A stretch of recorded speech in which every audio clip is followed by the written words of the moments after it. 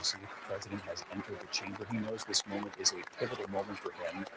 He was saying, we should point out, John took us behind the scenes here, it is customary for the anchors of the networks and some of the cable news hosts to be invited to the White House under Republican presidents, under Democrat presidents. On the day of the State of the Union, the president did invite a few of us for lunch, and he made it very clear that he will address the economy tonight. Obviously, the polls, this White House, very aware of his handling of the economy in terms of the American people, that they can look at the stock market, but also can look at their grocery bills and recognize that they're not feeling this quite yet. You can see the very warm welcome that he's getting from his Republican colleagues there in the chamber. Let's go right to Rachel Scott, who's also in the chamber tonight. And Rachel, what do you make of what you see so far? And are there empty seats, as had been predicted by many of the Democrats who said they might sit this one out? Well, David, I've covered several State of the Unions from this very seat up here in the gallery in the House chamber. There are far fewer Democrats tonight than there have been in years past. And David, what is notable right now as I'm watching the president, look at this, Al Green, Congressman Al Green holding up a sign. I believe I'm looking at it right now. It said something in reference to apes. Black people are not apes. In reference to that post that the president had on his social media account, a racist post that was offensive. That clearly a sign of protest there. Also notable as the president's making his way down toward the Supreme Court justices, David, is some Democrats didn't even bother to turn around as the president entered the House chamber tonight. And Democratic leadership, notably Hakeem Jeffries, was seated. We just saw the president obviously shake the Chief Justice's hand. There's Justice Elena Kagan, Brett Kavanaugh, Amy Coney Barrett. Of course, he chose Amy Coney Barrett for the bench. She was one of the justices who did not vote in his favor and did not shake her hand there. Did interact with the Chief Justice, but then with none of the other justices. And John Karl, this was a question for the president today. Obviously didn't want to go on the record, didn't offer any answer to us. But it was clear to us at the White House that he didn't quite know how he was going to handle the justices when he got there tonight. Yeah, interesting, that shake. Very quick shake with John Roberts, and then going right by Amy Coney Barrett, who he put on the court. Of course, we should point out Chief Justice John Roberts, instrumental in that decision as well. He wrote the decision. Choosing to interact only with the Chief Justice. But Trump felt particularly betrayed by the justices that he put on the court that ruled against him. Neil Gorsuch included in that, though Neil Gorsuch, Justice Gorsuch, not there this evening, along with the other justices who are not there. By the way, the four justices who did come for tonight's State of the Union are the same four who were here a year ago for the joint address to Congress. Mary Bruce, this president knows this is a critical midterm election year and that the Republicans hold very slim majorities in both the House and the Senate. David, tonight is the president's best chance to defend his first year back and try to sway skeptical voters to back Republicans in the upcoming midterms. He needs to convince Americans that he is laser focused on that issue that is top of mind for them, the cost of living. He's going to argue his policies are working, but as we know, the polls show so many Americans simply aren't feeling that in their wallets. 57% disapprove of his handling of the economy. And of course, as we've been discussing, this comes just 4 days now after the court delivered that devastating blow right to the heart of his economic agenda by invalidating most of his sweeping tariffs. This term affordability really gets under his skin. He has said on the one hand, I've won on affordability. And on the other, he says this affordability crisis was created by my predecessor. So it'll be curious to see how he tackles affordability and what the American people are feeling at the grocery store and costs of utilities and housing and what have you. I just want to point your attention at home. Members of Congress, I have the high privilege and distinct honor of presenting to you the President of the United States. There you have it, the Speaker of the House with George Washington's gavel tonight, introducing President Trump. Let's listen.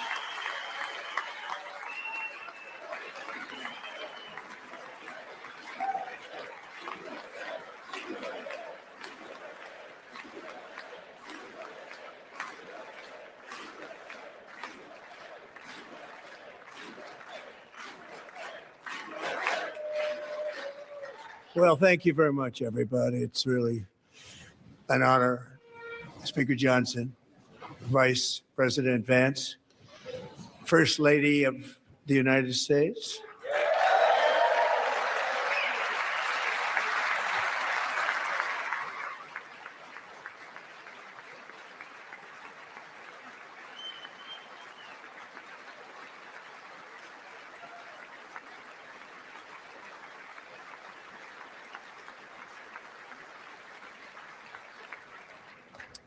Second Lady of the United States.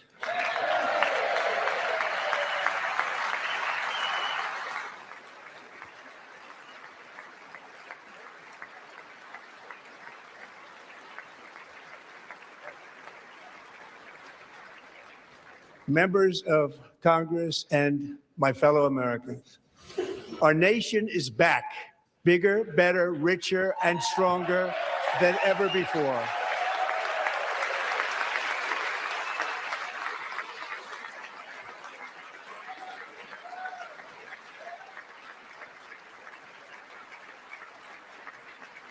Less than 5 months from now, our country will celebrate an epic milestone in American history, the 250th anniversary of our glorious American independence. This July 4th, we will mark 2.5 centuries of liberty and triumph, progress and freedom in the most incredible and exceptional nation ever to exist on the face of the earth. And you've seen nothing yet. We're going to do better and better and better. This is the golden age of America.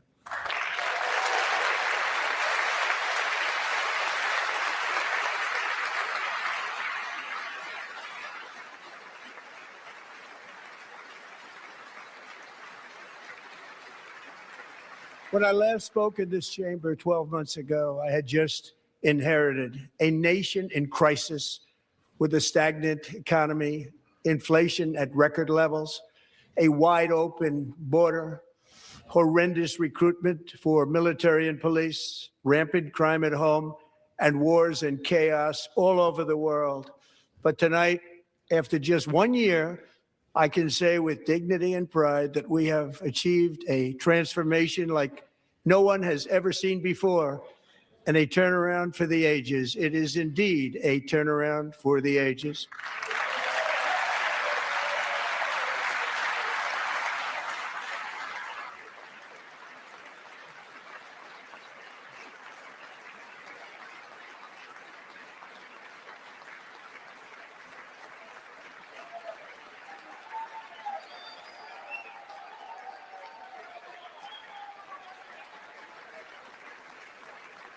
And we will never go back to where we were just a very short time ago. We're not going back. Today, our border is secure.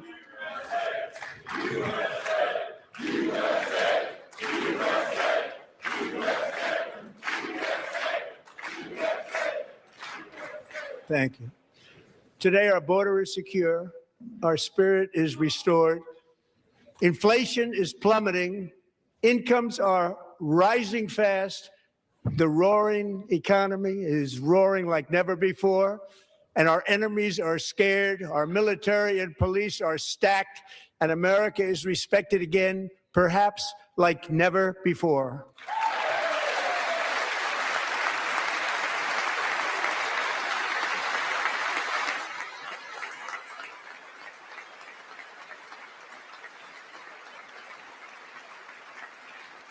After 4 years in which millions and millions of illegal aliens poured across our borders, totally unvetted and unchecked, we now have the strongest and most secure border in American history by far.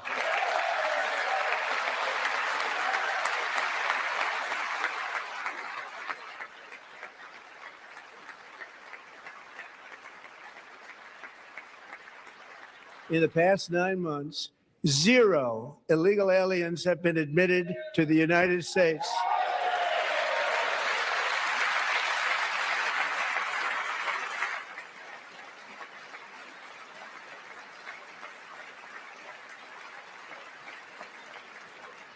But we will always allow people to come in legally, people that will love our country and will work hard to maintain our country.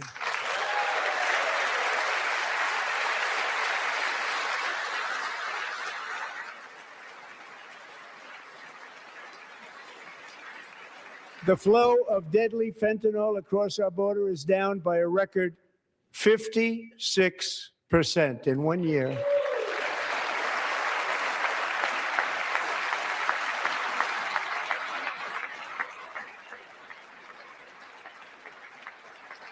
And last year, the murder rate saw its single largest decline in recorded history. This is the biggest decline, think of it, in recorded history, the lowest number in over 125 years, year 1900. In fact, substantially before my wonderful father, I had a wonderful father, Fred, before he was born, substantially before he was born. That's a long time ago. He wouldn't like me to say that, but that's a long time ago. The Biden administration and its allies in Congress gave us the worst inflation in the history of our country. But in 12 months, my administration has driven core inflation down to the lowest level in more than 5 years. And in the last 3 months of 2025, it was down to 1.7%.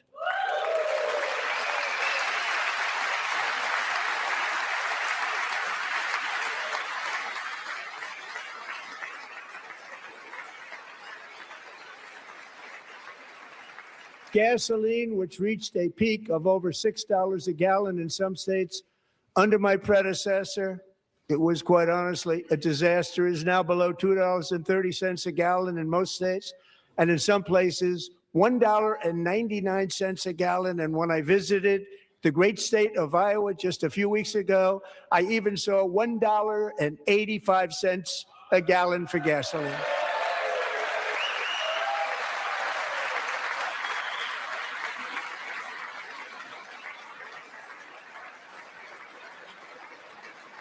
Mortgage rates are the lowest in 4 years and falling fast, and the annual cost of a typical new mortgage is down almost $5,000 just since I took office. 1 year. And low interest rates will solve the Biden-created housing problem while at the same time protecting the values of those people who already own a house that really feel rich for the first time in their lives. We want to protect those values. We want to keep those values up. We're going to do both. And we are going to keep it that way. The stock market has set 53 all-time record highs since the election. Think of that, 1 year. Boosting pensions, 401ks, and retirement accounts for the millions and millions of Americans. They're all gaining. Everybody's up, way up. In 4 long years, the last administration got less than $1 trillion in new investment in the United States. And when I say less, substantially less. In 12 months, I secured commitments for more than $18 trillion pouring in from all over the globe.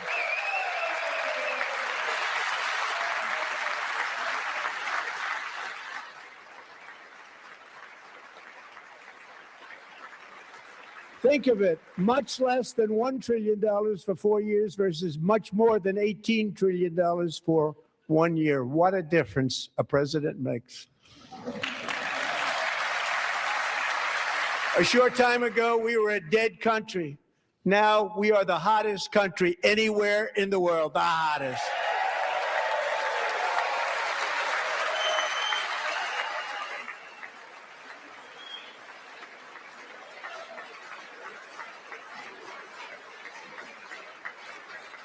As thousands of new businesses are forming and factories, plants, and laboratories are being built, we have added 70,000 new construction jobs in just a very short period of time. It's getting bigger and bigger and stronger. Nobody can believe what they're watching. American oil production is up by more than 600,000 barrels a day, and we just received from our new friend and partner, Venezuela, more than 80 million barrels of oil.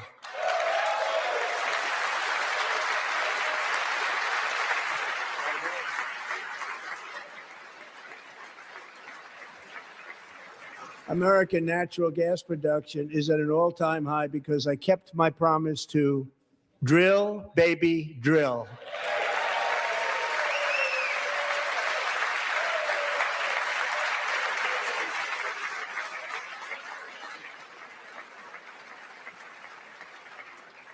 More Americans are working today than at any time in the history of our country. Think about that. Any time in the history of our country, more working today.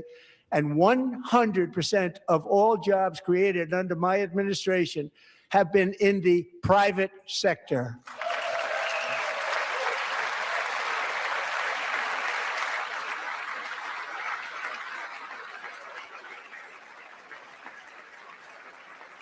We ended DEI in America.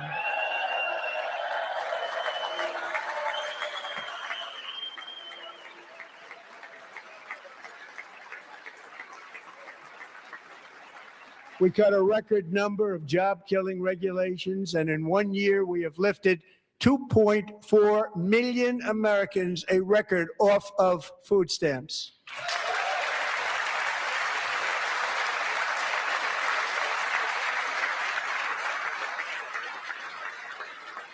And for all of these reasons, I say tonight, members of Congress, the state of our union is strong.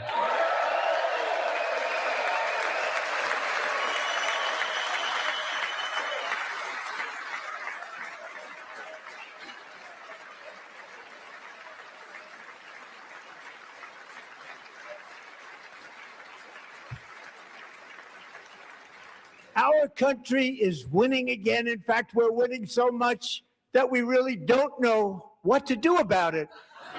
People are asking me, please, please, please, Mr. President, we're winning too much. We can't take it anymore. We're not used to winning in our country.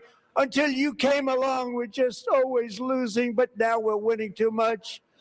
And I say, no, no, no, you're going to win again. You're going to win big. You're going to win bigger than ever. And to prove that point, here with us tonight is a group of winners who just made the entire nation proud.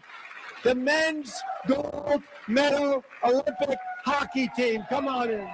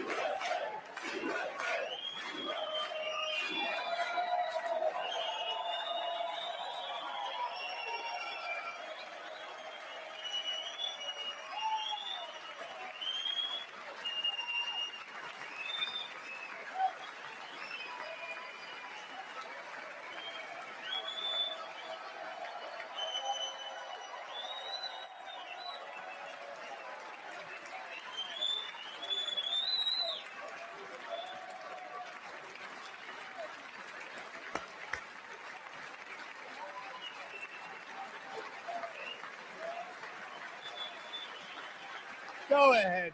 Thank you.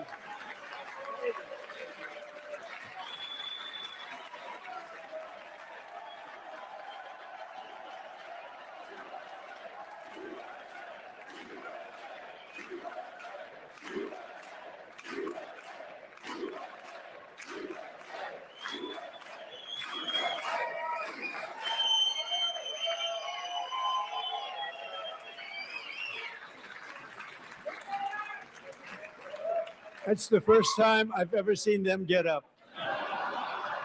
And actually, not all of them did get up. But they beat a fantastic Canadian team in overtime, as everybody saw, as did the American women who will soon be coming to the White House.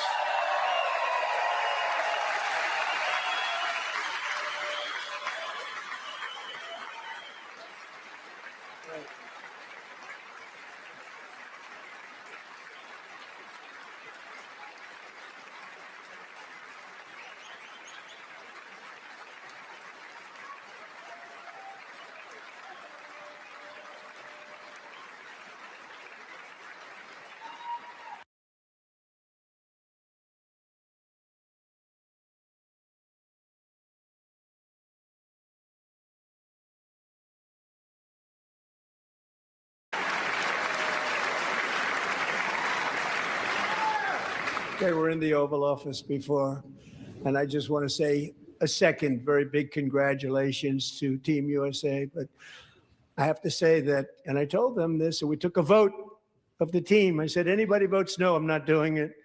So they stood there, and they weren't about to say no, because I'd never seen a goaltender play as well as goalie Connor Hellebuyck.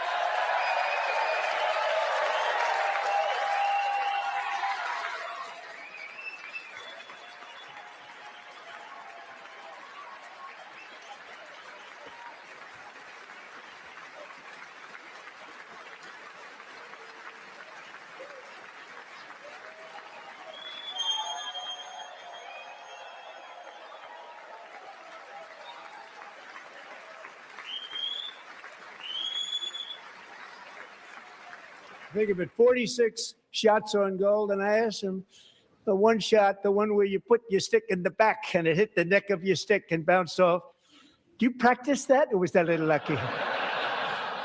He refused to answer that question. But I just want to tell you that the members of this great hockey squad will be very happy to hear, based on their vote and my vote, and in this case, my vote was more important, that I will soon be presenting Connor with our highest civilian honor, which we will be given and which has been given to many athletes over the years. But when I say many, not too many, like 12, it's called the highest civilian honor in our country, the Presidential Medal of Freedom.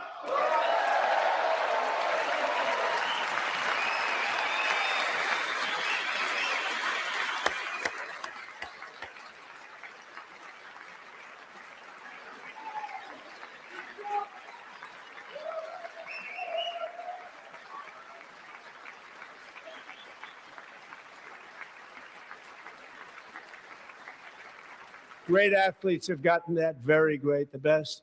And I thought he deserved it. And I did take a vote, every single one of them. I said, I'm not giving it if anybody goes no. And every single one of them rapidly put up their hand. So I want to thank you. What a special job you did. What special champions you are. Thank you very much.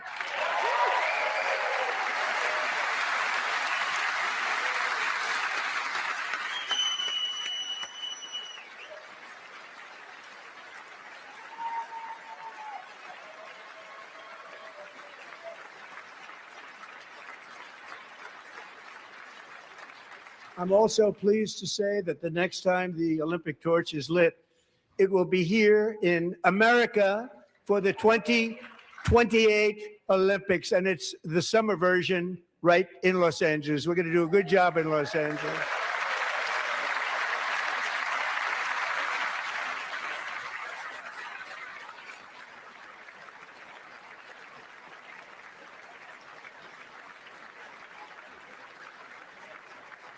And Los Angeles is going to be safe, just like Washington, D.C. is now one of the safest cities in the country.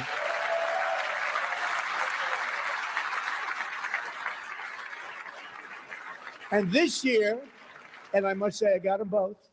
I got them in the first term, and I was disappointed because I didn't think I'd be the president when this happened. But strange things took place. And now I've got them because I got the Olympics and I got the 2026 FIFA World Cup. And I wanted to claim the 250th, but I didn't get away with that one. I couldn't claim that one for myself. But we're getting the World Cup. So we have the World Cup and the Olympics coming. And that is exciting news.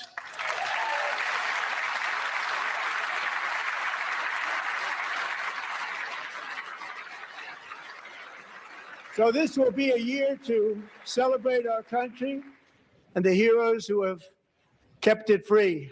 Men like Buddy Taggart.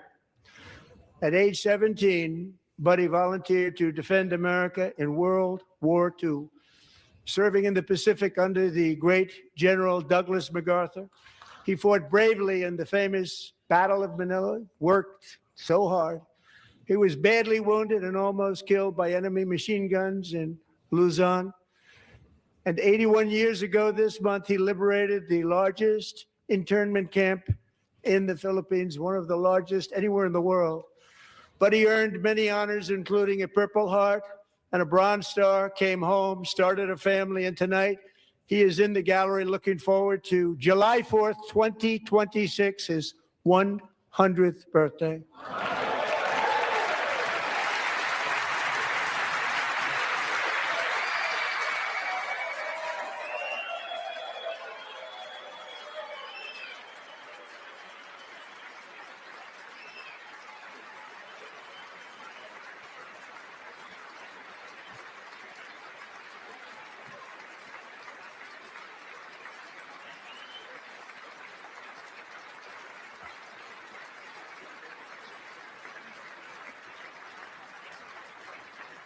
So, Buddy, you're a brave man, and we salute you. Even in times of challenge, setback, and immense heartache, the spirit of 1776 has always shone through very brightly.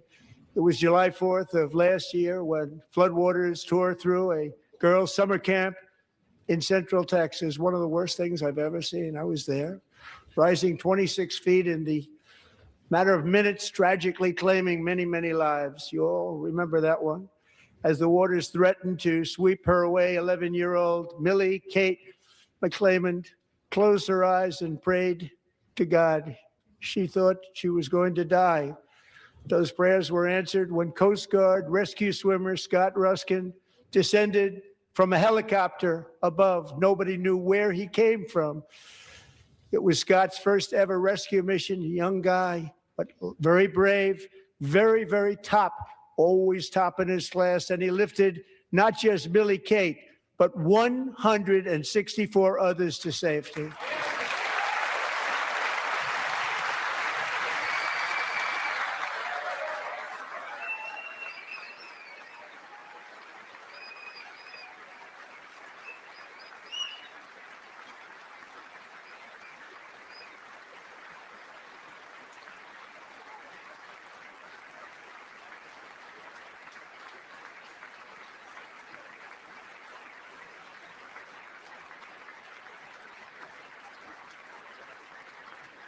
People watched Scott from a distance, and they couldn't believe what they were seeing. The winds were blowing, the rain was pouring, everything was going, and that rapid water, nobody's ever seen anything like it. They said, wow, that's something.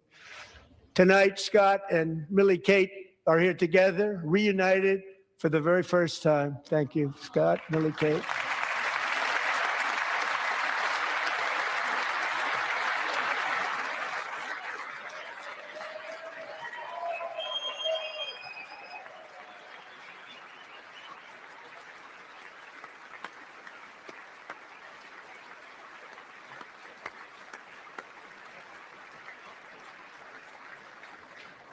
And Petty Officer Ruskin, I'm pleased to inform you that I am now awarding you the Legion of Merit for extraordinary heroism, which is what it was, extraordinary heroism. Thank you.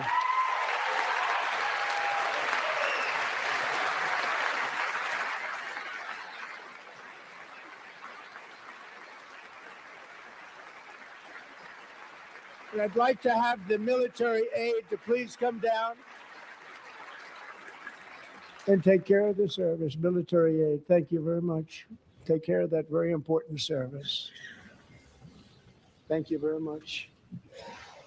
From 1776 to today, every generation of Americans has stepped forward to defend life, liberty, and the pursuit of happiness. And they're really doing it for the next generation.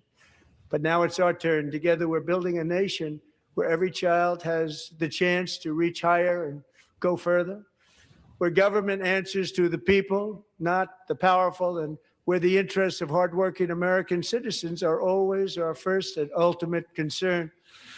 That is the debt we owe to the heroes who came before us, and that is the promise we must keep to America for our 250th year. Last year, I urged this Congress to begin the mission by passing the largest tax cuts in American history, and our Republican majorities delivered so beautifully. Thank you, Republicans.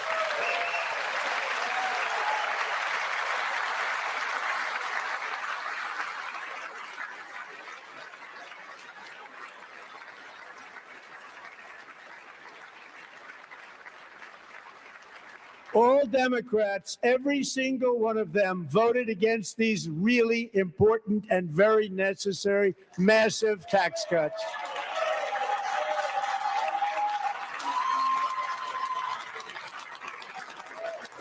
They wanted large-scale tax increases to hurt the people instead.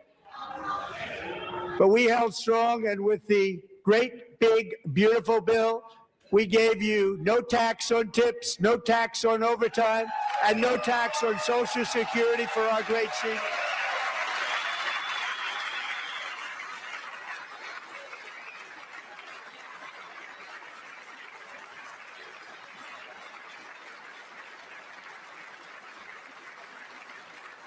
And we also made interest on auto loans tax deductible the first time, but only if the car is made in America.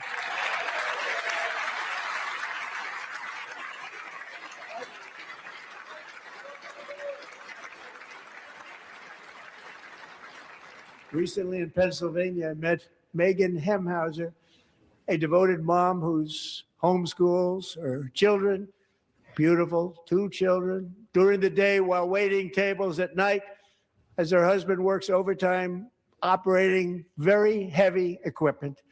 Megan is here this evening and she's happy to tell you that she is so much richer because with no tax on tips, no tax on overtime, and our expanded child tax credit done again by Republicans, Megan and her husband will take home more than $5,000 extra just for the year, cutting her tax bill in more than half.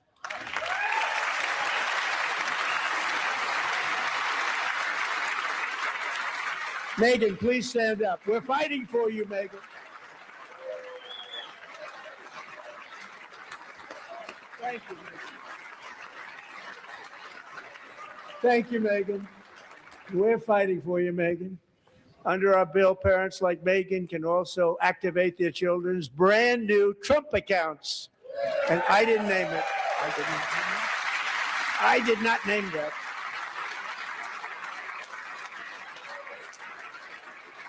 Nobody believes me, but I did not name it. It was named by a very tall man sitting right there in the third row. Nice man, a good man. Tax-free investment accounts for every American child. This is something that's so special and has taken off and gone through the roof. Millions will be pre-funded courtesy of the U.S. Treasury and private individuals like Michael and Susan Dell, who have donated $6.25 billion to fund the Trump accounts for 25 million American children. They're great people.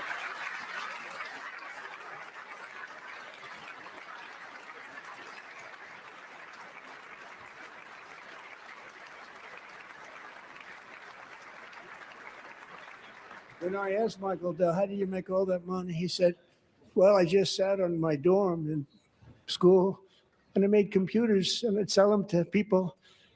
And I just kept selling and selling and selling. And pretty amazing story. That's called the American dream. He sold a lot of computers, a lot of those laptops. So I congratulate him on that. But I really thank him and Susan, as well as others like Brad Gerstner, a very tremendous guy. He was behind it right from the beginning. Brad Gerstner. Thank you, Brad.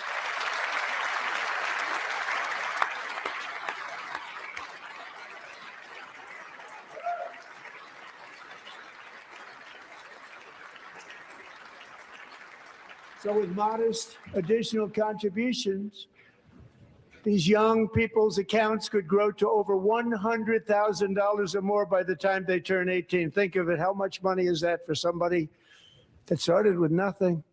Over 100,000, could be much more than that. To make this investment in our children's future, go to trumpaccounts.gov, trumpaccounts.gov. And a lot of people are doing it. It's setting every record in the book. It's popular. They knew what it was going to take. I'm so proud of them. I'm so proud of the people that got it started. And now it's just taken off. One of the primary reasons for our country's stunning economic turnaround, the biggest in history, where the Dow Jones broke 50,000 4 years ahead of schedule, and the S&P hit 7,000, where it wasn't supposed to do it for many years, were tariffs. I used these tariffs, took in hundreds of billions of dollars to make great deals for our country, both economically and on a national security basis. Everything was working well. Countries that were ripping us off for decades are now paying us hundreds of billions of dollars. They were ripping us so badly, you all know that. Everybody knows it. Even the Democrats know it. They just don't want to say it. And yet these countries are now happy, and so are we. We made deals. The deals are all done. And they're happy. They're not making money like they used to, but we're making a lot of money. There was no inflation, tremendous growth.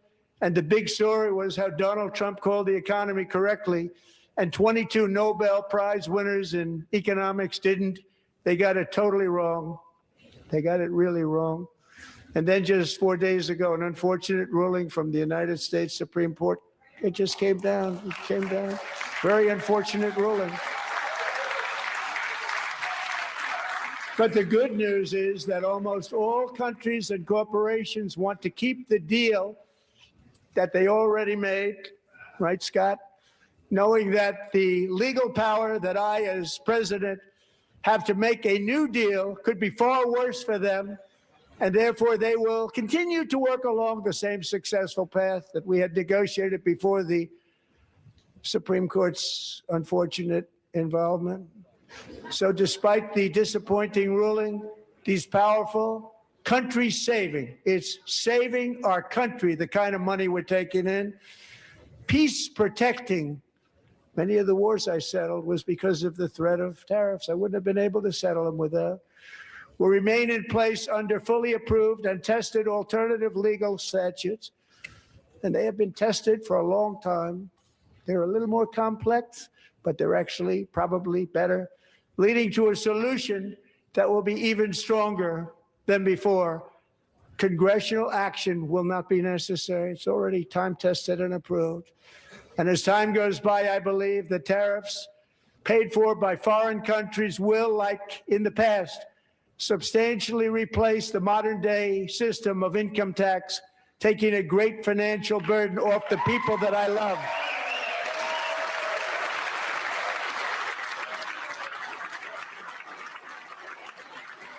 Right?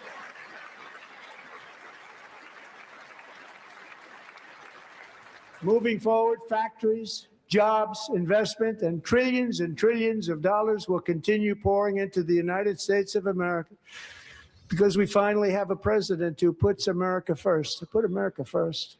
I love America.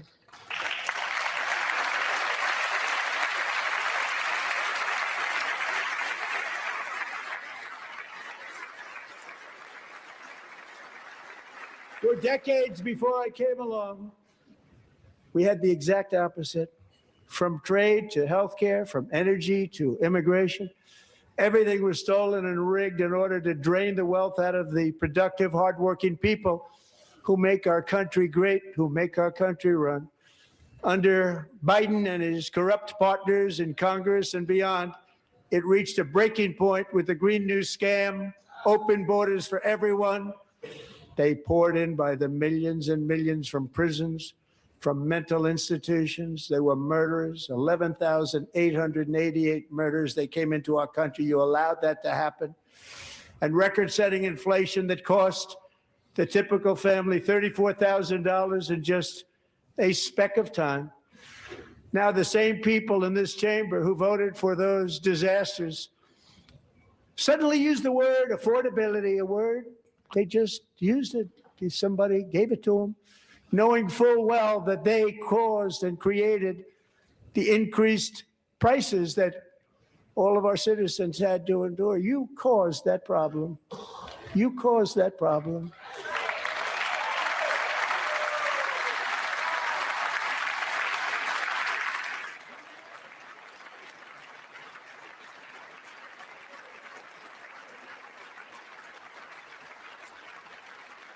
They knew their statements were a lie. They knew it.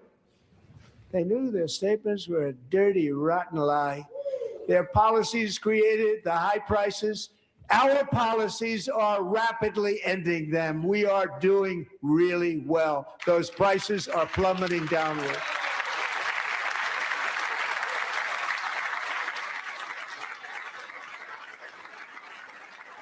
The price of eggs is down 60%, Madam Secretary, thank you. The cost of chicken, butter, fruit, hotels, automobiles, rent is lower today than when I took office by a lot. And even beef, which was very high, is starting to come down significantly. Just hold on a little while, we're getting it down. And soon you will see numbers that few people would think were possible to achieve just a short time ago. Nobody can believe when they see the kind of numbers, and especially energy, when they see energy going down to numbers like that, they cannot believe it. it's like another big tax cut. I'm also confronting one of the biggest ripoffs of our times, the crushing costs of health care caused by you. Since the passage of the Unaffordable Care Act, sometimes referred to as Obamacare, big insurance companies have gotten rich. It was meant for the insurance companies, not for the people.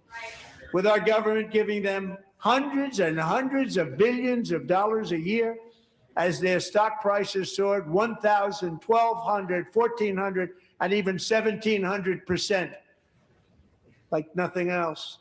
That's why I introduced the great healthcare plan. I want to stop all payments to big insurance companies and instead give that money directly to the people so they can buy their own health care, which will be better health care at a much lower cost.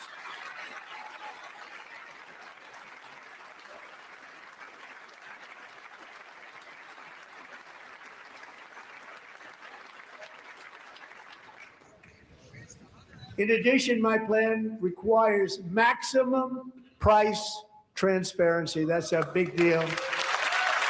Sounds so simple, so big.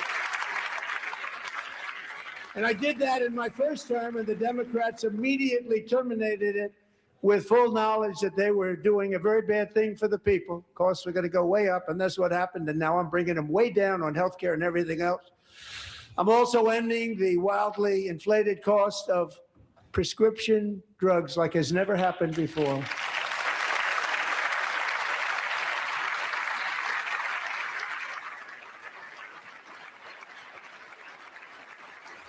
Other presidents tried to do it, but they never could. They tried. Most didn't try, actually. But they tried. They said they tried. They couldn't do it. They didn't even come close. They were all talk and no action. But I got it done.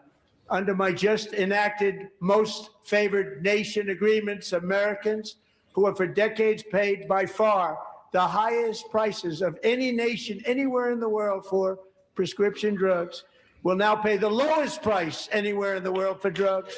Anywhere, the lowest price.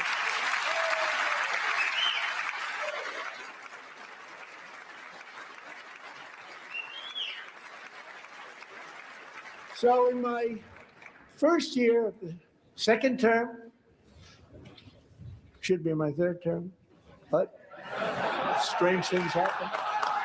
I took prescription drugs, a very big part of healthcare, from the highest price in the entire world to the lowest. That's a big achievement.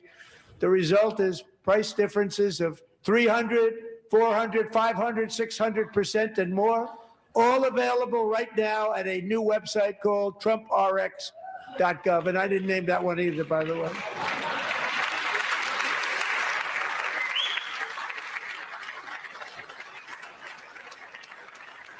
And here tonight is the very first customer ever to get that big discount, and it is big. Catherine Rayner. For 5 years, she and her husband have struggled with infertility, and they turned to IVF. One drug has been costing Catherine $4,000 to purchase. But a few weeks ago, she logged onto the Trump RX website and got that same drug that cost $4,000, got it for under $500. A reduction of much more, actually, than $3,500. Catherine, we are all praying for you, and you're going to be a great mom.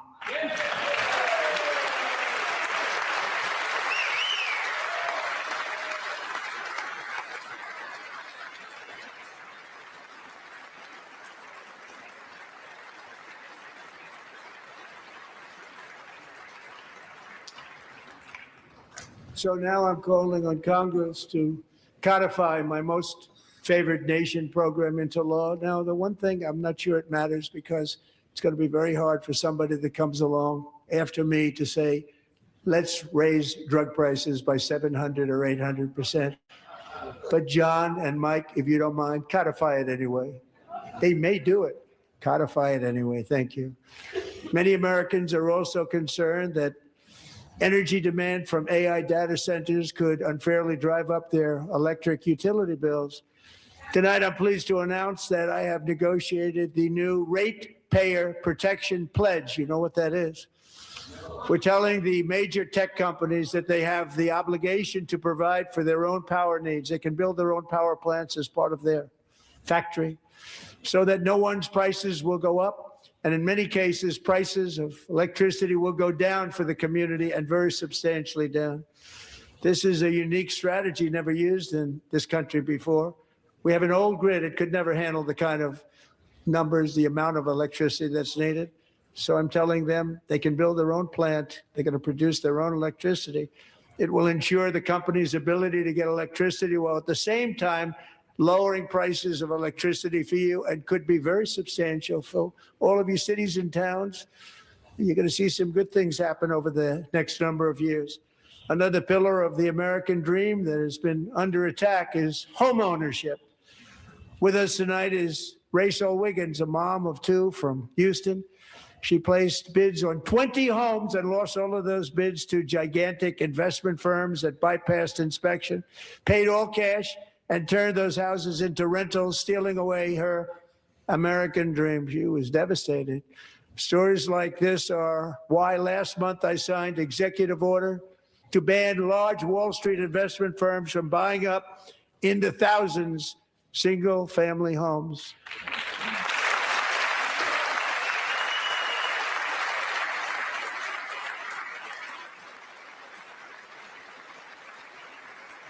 And now I'm asking Congress to make that ban permanent, because homes for people, really, that's what we want. We want homes for people, not for corporations. Corporations are doing just fine. Rachel, thank you very much. Good luck with your home. You'll get one soon.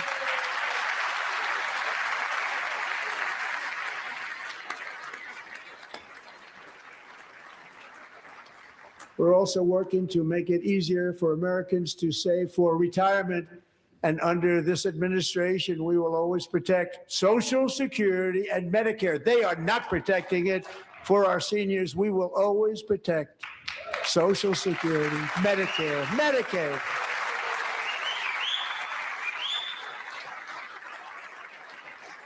Since I took office, the typical 401k balance is up by at least $30,000. That's a lot of money. We have millions and millions of people, because the stock market has done so well, setting all those records.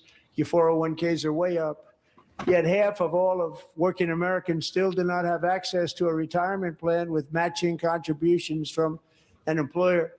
To remedy this gross disparity, I'm announcing that next year my administration will give these often forgotten American workers, great people, the people that built our country, access to the same type of retirement plan offered to every federal worker.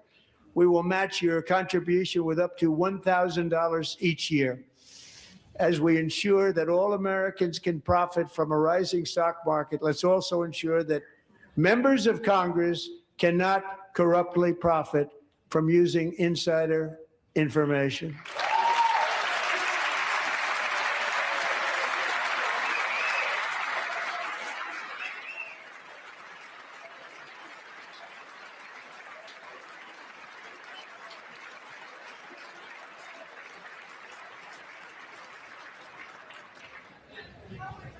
They stood up for that. I can't believe it. I can't believe it. Did Nancy Pelosi stand up if she was here? Doubt it. Pass the Stop Insider Trading Act without delay.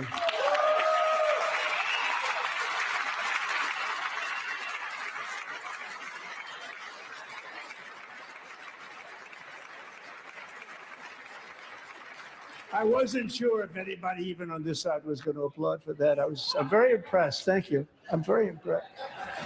But when it comes to the corruption that is plundering, it's plundering America. There's been no more stunning example than Minnesota, where members of the Somali community have pillaged an estimated $19 billion from the American taxpayer. We have all the information. And in actuality, the number is much higher than that. And California, Massachusetts, Maine, and many other states are even worse. This is the kind of corruption that shreds the fabric of a nation, and we are working on it like you wouldn't believe. So tonight, although started 4 months ago, I am officially announcing the war on fraud to be led by our great Vice President, J.D. Vance.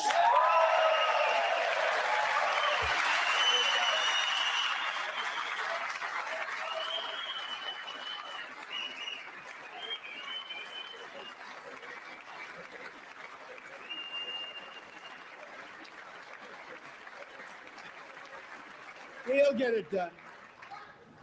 And if we're able to find enough of that fraud, we will actually have a balanced budget overnight. It'll go very quickly. That's the kind of money you're talking about. We'll balance our budget. The Somali pirates who ransacked Minnesota remind us that there are large parts of the world where bribery, corruption, and lawlessness are the norm, not the exception. Importing these cultures through unrestricted immigration and open borders brings those problems right here to the USA. And it is the American people who pay the price in higher medical bills, car insurance rates, rent, taxes, and perhaps most importantly, crime. We will take care of this problem. We're going to take care of this problem. We are not playing games. Delilah.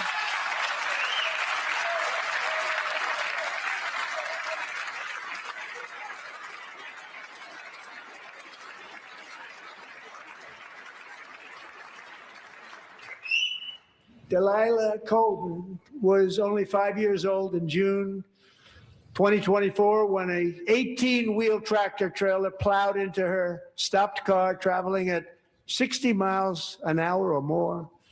The driver was an illegal alien let in by Joe Biden and given a commercial driver's license by open borders politicians in California. Doctors said Delilah would never be able to walk or talk, have a good life. She wouldn't even be able to eat again. But against all odds, she is now in the first grade learning to walk. And she's here this evening with her dad, Marcus, a fantastic man. Delilah, please, you are a great inspiration. Please stand up.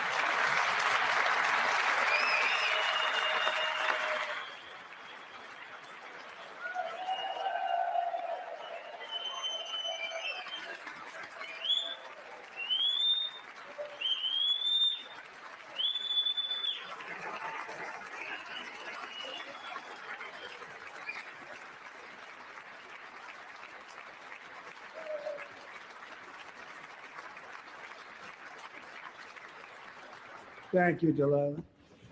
Many, if not most, illegal aliens do not speak English and cannot read even the most basic road signs as to direction, speed, danger, or location. That's why tonight I'm calling on Congress to pass what we will call the Delilah Law, barring any state from granting commercial driver's licenses to illegal aliens.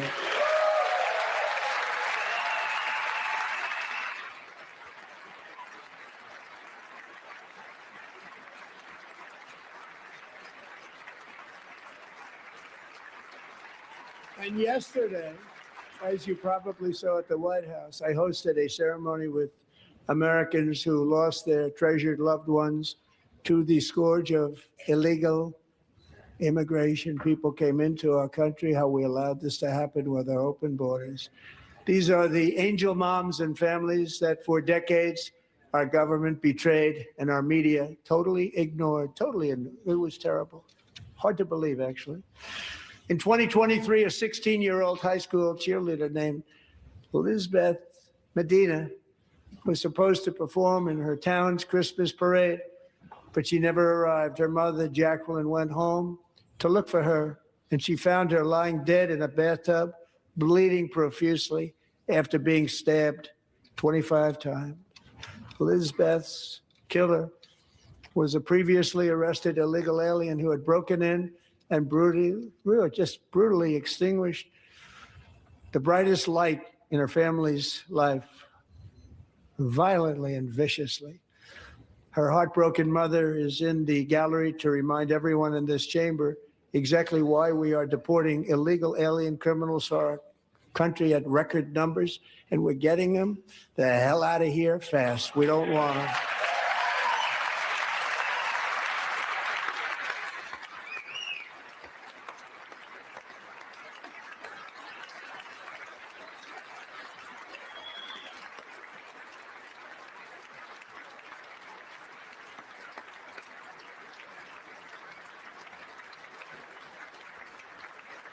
Thank you very much, Jacqueline. Thank you. We can never forget that many in this room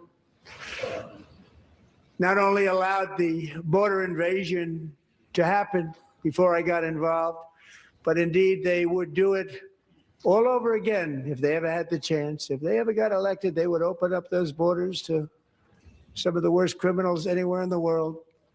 The only thing standing between Americans and a wide open border right now is President Donald J. Trump and our great Republican patriots in Congress. Thank you. Thank you.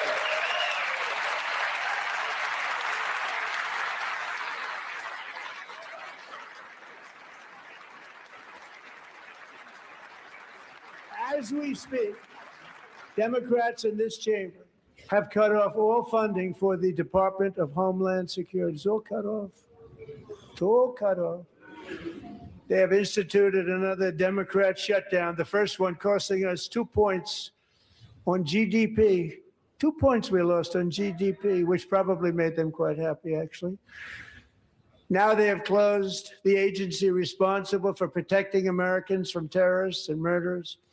Tonight, I'm demanding the full and immediate restoration of all funding for the border security, Homeland Security of the United States, and also for helping people clean up their snow. We have no money because of the Democrats, and it would be nice. We'd love to give you a hand at cleaning it up, but you gave no money. Nobody's getting paid. It's a shame. So you have to think about it. We have, in case you didn't know, a pretty large snowstorm out there.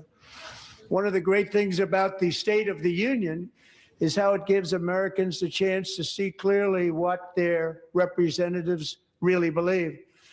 So tonight, I'm inviting every legislator to join with my administration in reaffirming a fundamental principle.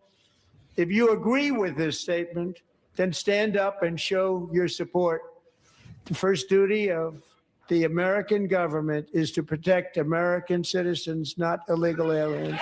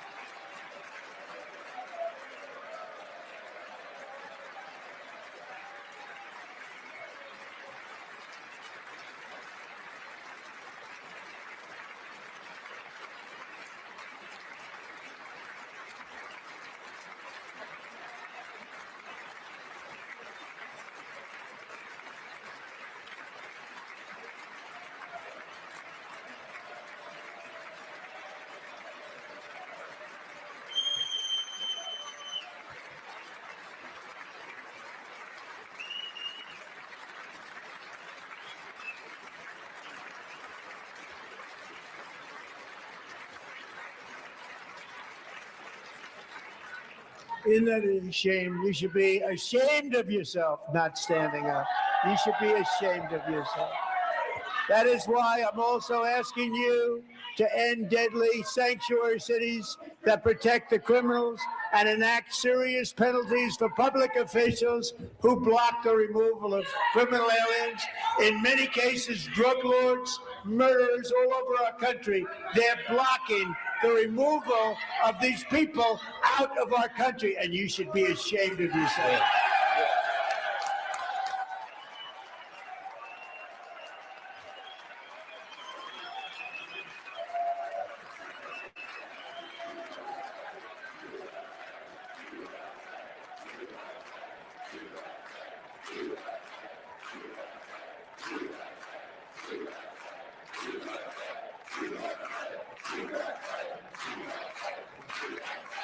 And perhaps most importantly, I'm asking you to approve the Save America Act.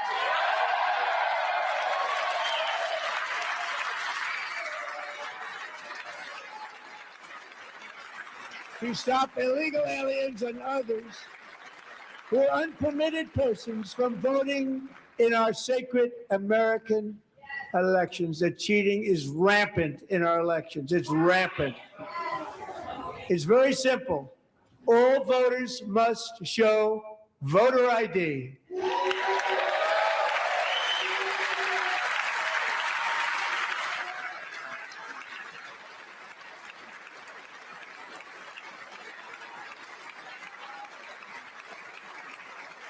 All voters must show proof of citizenship in order to vote.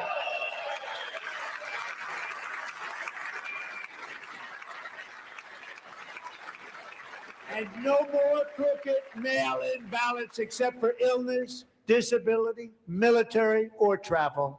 None. And this should be an easy one. And by the way, it's polling at 89%, including Democrats, 89%.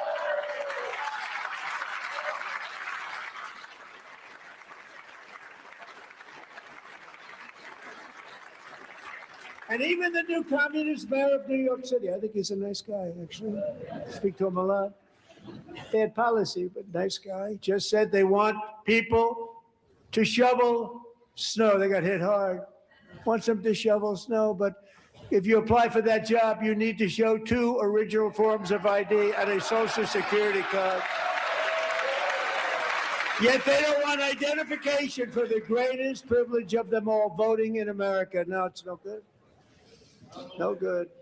Both Republicans and Democrats overwhelmingly agree on the policy that we just enunciated. And Congress should unite and enact this common sense, country-saving legislation right now, and it should be before anything else happens.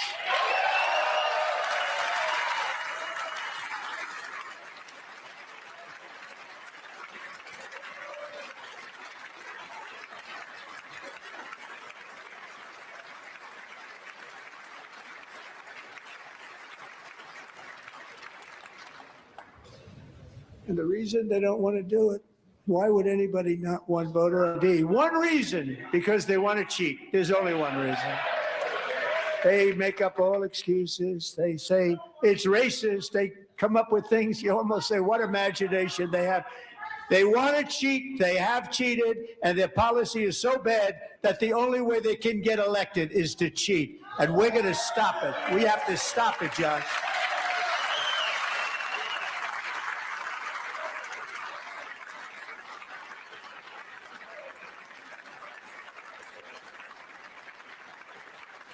And here is one more opportunity to show common sense in government. In the gallery tonight are Sage Blair and her mother, Michelle. In 2021, Sage was 14 when school officials in Virginia sought to socially transition her to a new gender, treating her as a boy and hiding it from her parents. Hard to believe, isn't it?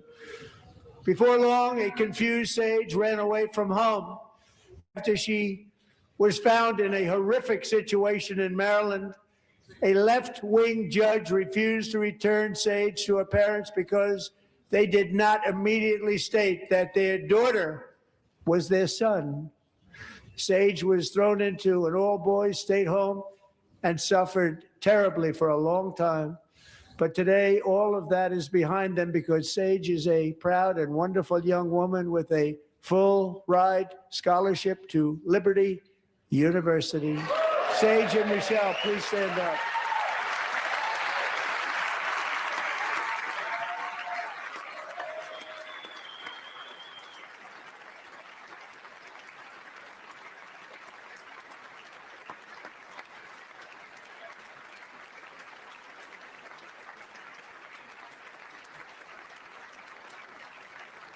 And thank you for your great bravery. And who can believe that we're even speaking about things like this? 15 years ago, if somebody was up here and said that, they'd say, what's wrong with him? But now we have to say it because it's going on all over numerous states without even telling the parents. But surely we can all agree no state can be allowed to rip children from their parents' arms and transition them to a new gender against the parents' will. Who would believe that we've been talking about this? We must ban it, and we must ban it immediately.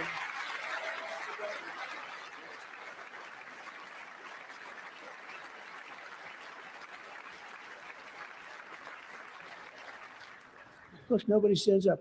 These people are crazy. I'm telling you, they're crazy.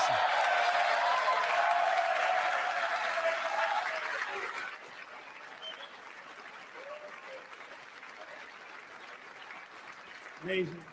Incredible. Boy, oh boy. We're lucky we have a country. With people like this, Democrats are destroying our country, but we've stopped it just in the nick of time, didn't we?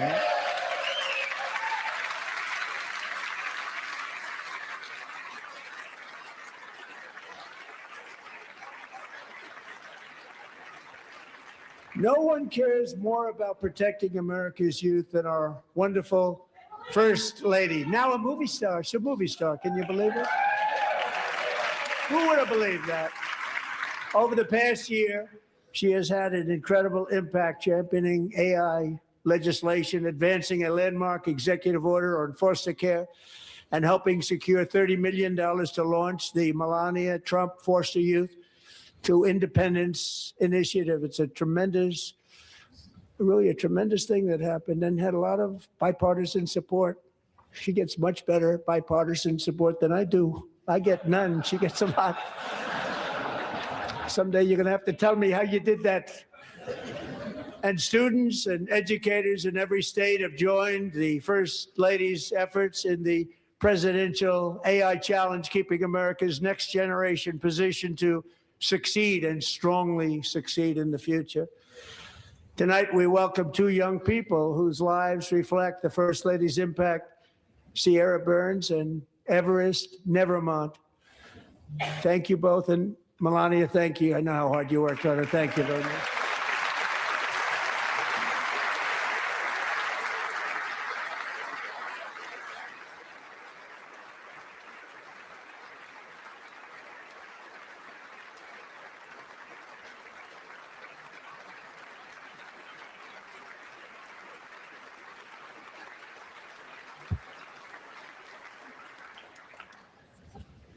I'm very proud to say that during my time in office, both the first 4 years and in particular this last year, there has been a tremendous renewal in religion, faith, Christianity, and belief in God.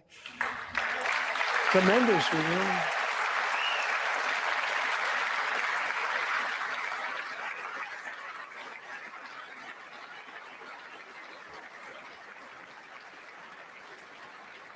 This is especially true among young people, and a big part of that had to do with my great friend, Charlie Kirk, a great guy, great man.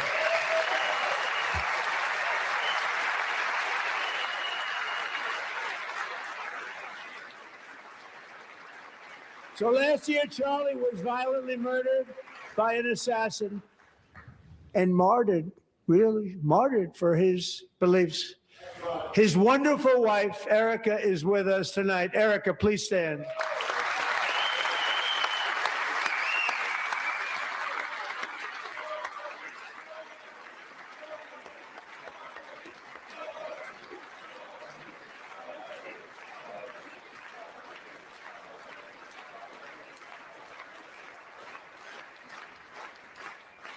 Thank you, Erica. Been through a lot. In Charlie's memory, we must all come together to reaffirm that America is one nation under God, and we must totally reject political violence of any kind.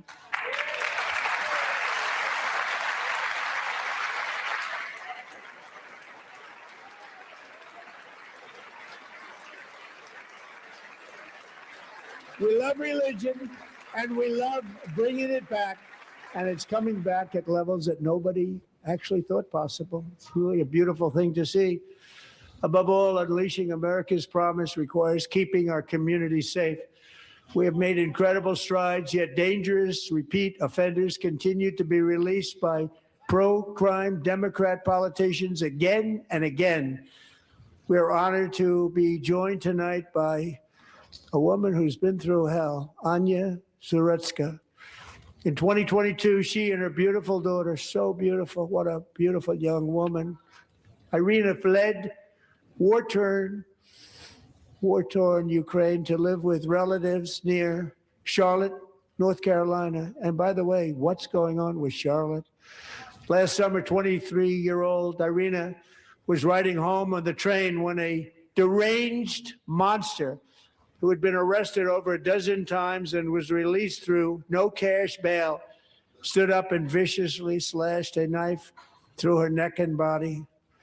No one will ever forget. There were people on that train. No one will ever forget the expression of terror on Irina's face as she looked up at her attacker in the last seconds of her life. She died instantly. She had escaped a brutal war only to be slain by a hardened criminal, set free to kill in America, came in through open borders. Mrs. Zaretsky, tonight I promise you we will ensure justice for your magnificent daughter, Irina.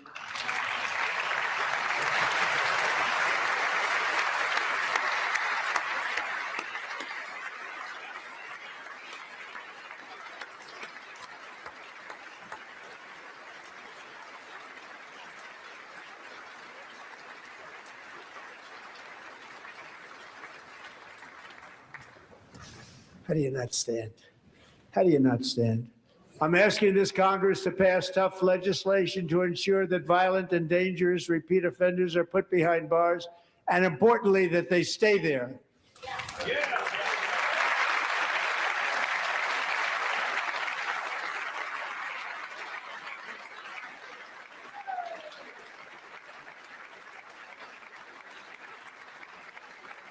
Starting last summer, I deployed our National Guard and federal law enforcement to restore law and order to our most dangerous cities, including Memphis, Tennessee, big success, New Orleans, Louisiana, big success, and our nation's capital itself, Washington, D.C., where we have almost no crime anymore in Washington, D.C. How did that happen?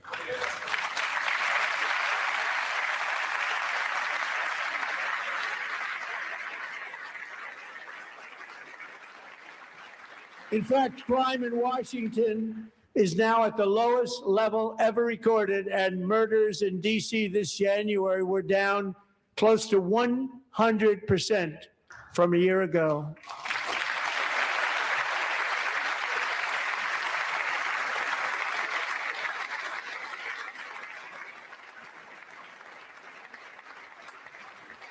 I don't like to hear that. One of the sick people, one of the brave service members who helped achieve this stunning turnaround was 20-year-old West Virginia Army National Guard Specialist Sarah Beckstrom. After a 4-month deployment, she voluntarily extended her service, and her rank was going to be lifted. She was doing so well. They were so proud of her.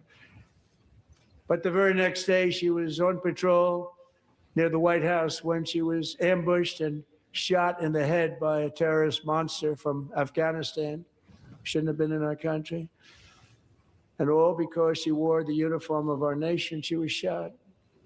He traveled here because he didn't like people wearing our uniform. He was sick and deranged, shouldn't have been in our country.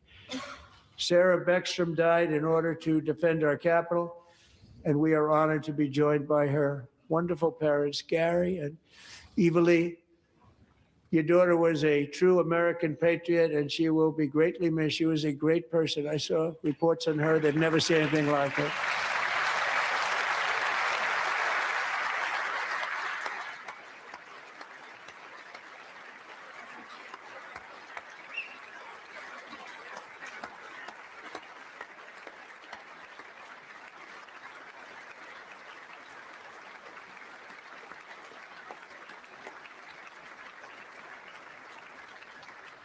So sorry. Thank you very much. A great young lady. I saw reports that were like Perfect. She was perfect. Serving alongside Sarah that day was Staff Sergeant Andrew Wolf. The terrorist shot Andrew in the head, and no one thought he could possibly make it. The two of them, Sarah and Andrew, both shot violently in the head. Neither was expected to make it. They weren't even given a chance, except his wonderful mother, named Melody, who I spoke to the same night. And she was so positive. The doctors thought that Andrew was gone. But his mother said, no, Mr. President, Andrew will be fine. He's going to make it.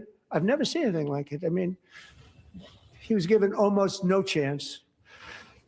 She said, I have no doubt, sir, he's going to be okay. This was a conversation that I had with her that night, with her son laying helplessly in bed, blood all over. Everybody is praying, she said, sir, he will be okay. The doctors didn't understand what she was saying. And after looking at the results of the damage done, neither did I. She was so strong and conclusive that even Andrew's great father felt she didn't really understand the gravity of the situation. But she turned out to be right. Right, Melanie? She turned out to be right.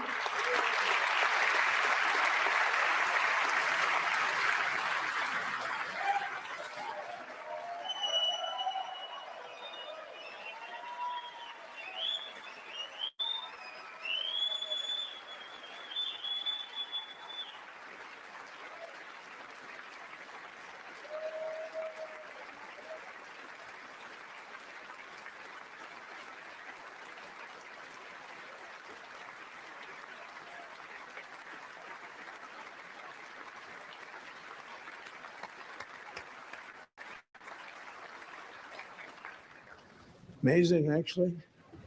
I said, where does this woman come from? She's the most positive person I've ever met. With God's help, Andrew has battled back from the edge of death. And we're talking about the edge of death. On his way to a miraculous recovery. He's got a little work to do, but he's doing great. Nice to see you. He's a good-looking guy. Nice to see you. Thanks, Andrew. Thank you very much.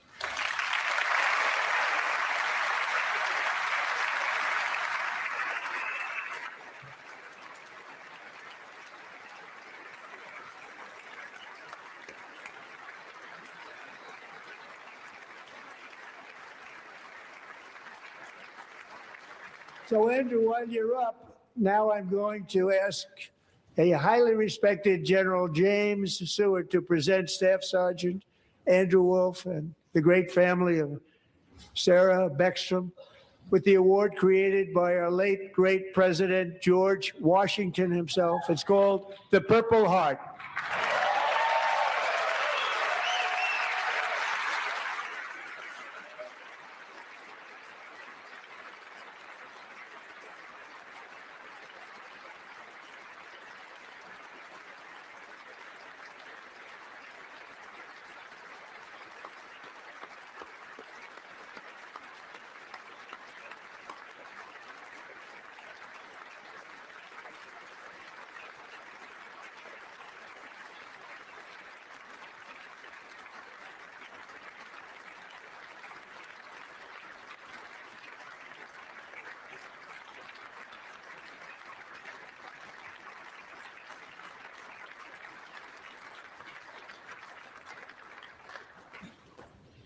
We love you all. Love you. We're proudly restoring safety for Americans at home, and we are also restoring security for Americans abroad. Our country has never been stronger. My first 10 months, I ended 8 wars, including Cambodia. Isn't it funny? You're sick people. Cambodia and Thailand, Pakistan and India. Would have been a nuclear war. 35 million people said the Prime Minister of Pakistan would have died if it were not for my involvement. Kosovo and Serbia, Israel and Iran, Egypt and Ethiopia, Armenia and Azerbaijan, the Congo and Rwanda, and of course the war in Gaza, which proceeds at a very low level. It's just about there. And I want to thank Steve Witkoff and Jared Kushner for your help. Thank you, Steve. Thank you, Jared.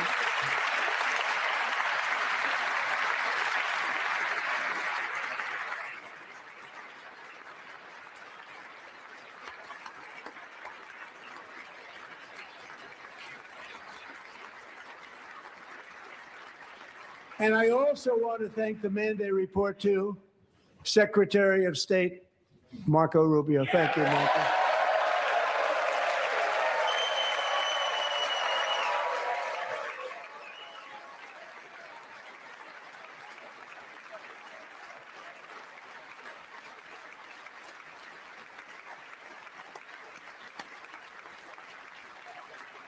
People don't like you. You know, Marco got 100% of the votes when he was in confirmation. I think our next one was about 54%. And some of the Democrats are now saying, I can't believe we approved that guy. And he said it's an honor that they feel that way, right, Marco? You have done a great job, great Secretary of State. I think he'll go down as the best ever.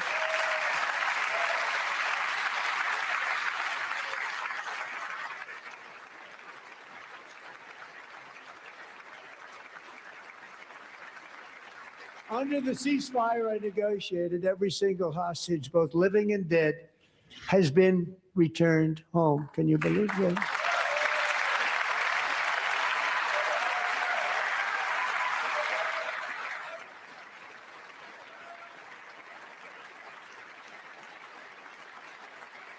Nobody thought it was possible. Nobody thought that was possible. Both living and dead. And those parents who had a dead son, their boy, they'd always tell me their boy, they wanted him as much as though he were living. That was an amazing period of time. And they came back, and when we got all of the living hostages back, and many, many before them, but I always said those last 20 are going to be very tough, but we got many, many more, hundreds. But I said those last 20 are going to be tough. We got them back. But we only got back 14 or 15 of the dead of the 28. And believe it or not, Hamas worked along with Israel, and they dug and they dug and they dug. It's a tough thing to do, going through bodies all over, passing up 100 bodies sometimes for each one that they found. Tough job. And they finally got it back to 27. And then Steve and Jared, they got it back to 28. They found all 28. Nobody thought that was possible, but we did it. And I remember the family of the 28th. They were so grieved, but they were so happy as it's possible to be. They had their boy back. The mother said, "Sir, we have our boy back." What a period of time that was, but we got them all back. So thank you both very much. Great job.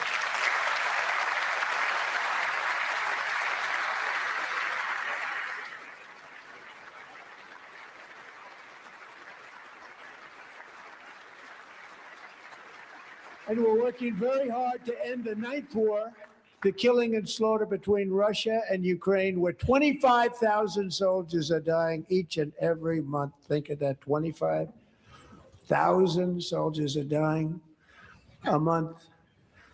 A war which would have never happened if I were president, would have never happened. As president, I will make peace wherever I can, but I will never hesitate to confront threats to America wherever we must. That's why in a breakthrough operation last June, the United States military obliterated Iran's nuclear weapons program with an attack on Iranian soil known as Operation Midnight Hammer.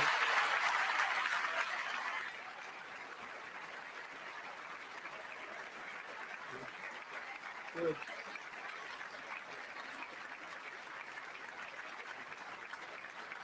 For decades, it had been the policy of the United States never to allow Iran to obtain a nuclear weapon. Many decades. Since they seized control of that proud nation 47 years ago, the regime and its murderous proxies have spread nothing but terrorism and death and hate. They've killed and maimed thousands of American service members and hundreds of thousands and even millions of people. with what's called roadside bombs. They were the kings of the roadside bomb. And we took out Soleimani. I did that during my first term. Had a huge impact. He was the father of the roadside bomb.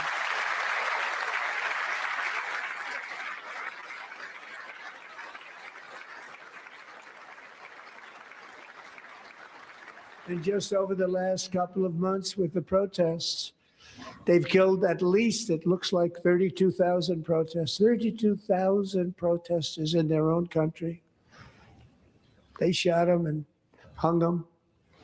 We stopped them from hanging a lot of them with the threat of serious violence. But this is some terrible people.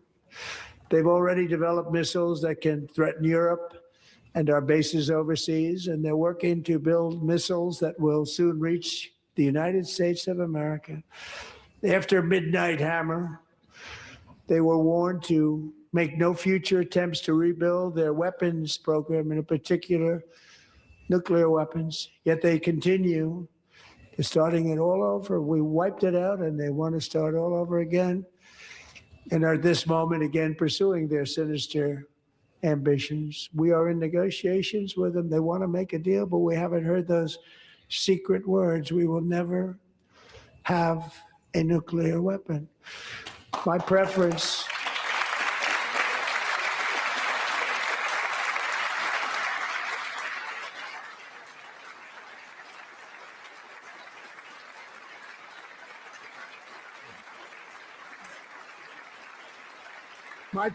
is to solve this problem through diplomacy.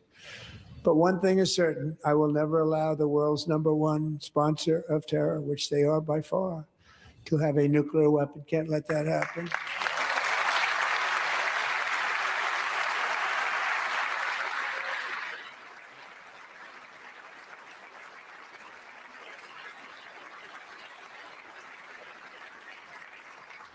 And no nation should ever doubt America's resolve. We have the most powerful military on earth. I rebuilt the military in my first term. We're going to continue to do so. Also, we just approved a $1 trillion budget. We have no choice. We have to be strong because hopefully we will seldom have to use this great power that we built together. It's really called Peace Through Strength, and it's been very, very effective.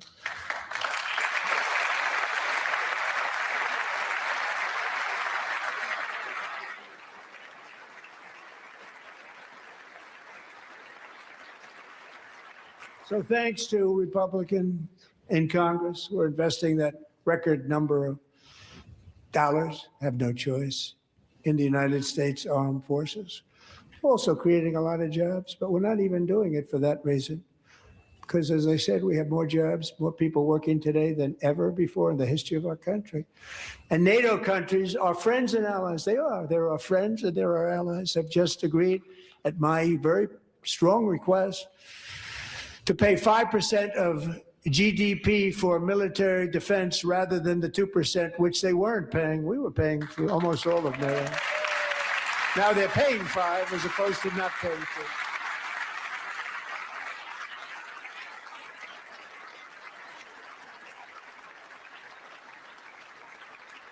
And getting that 5% was something which everyone said would never be done, could not happen. We got it really easily, one meeting. And big difference between 2% that's not paid. We were paying the freight of many of them. Very few were paid up. Now 5%, then they're paid. And everything we send over to Ukraine is sent through NATO, and they pay us in full. They pay us totally in full. Every branch of our armed forces is setting records for recruitment. This is so exciting. And every service member recently.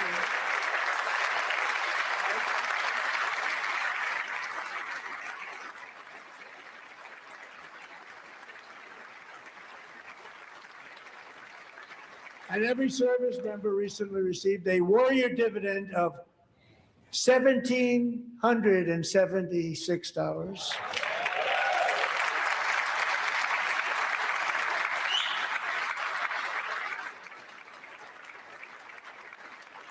You know, they put it on my desk. We got the money from tariffs and other things, a lot of money we have. We have much more money than people understand.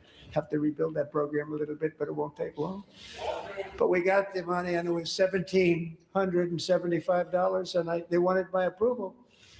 And I said, what's the number? $1,775. I said, wait a minute, for one more dollar, we can have $1,776. It's going to. I said, we're going to figure that. I never asked anybody if we could afford it. One more dollar, I said $1,776. And I said, that's good. And I'll tell you what, our military, that was 4 months ago, our military, I never see a person in the military that doesn't thank me for it. So we're honored to do it. They deserve it. And we call it 1776. It was great. And we love our military. We love our law enforcement. We love our firemen. You know, the firemen don't get mentioned enough. We love our firemen. We're also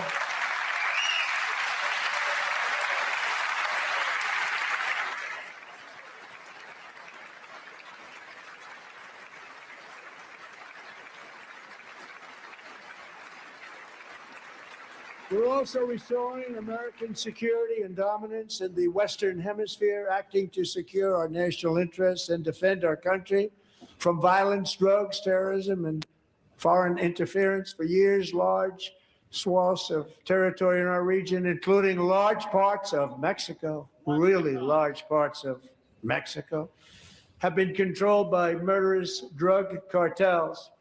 That's why I designated these cartels as foreign terrorist organizations, and I declared illicit fentanyl as a weapon of mass destruction.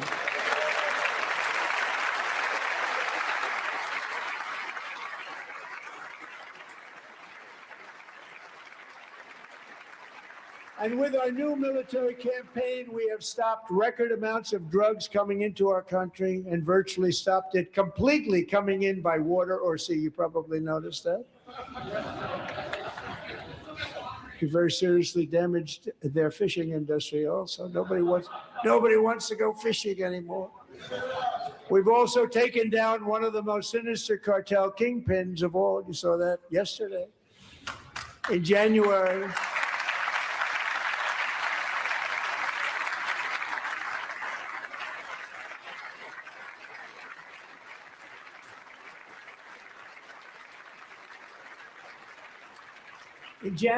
elite American warriors carried out one of the most complex, spectacular feats of military competence and power in world history. No one's seen anything like it. Foreign leaders, I won't tell you who, called me and they said, very impressive, very impressive.